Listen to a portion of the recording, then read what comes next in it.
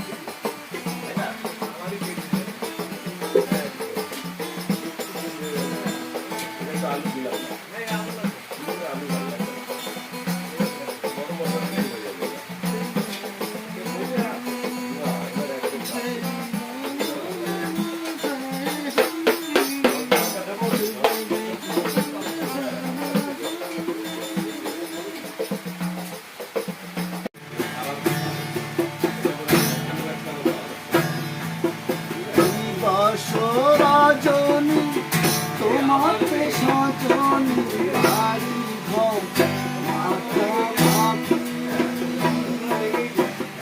ফুল বাসরে যে আলো দিয়ে সে আলো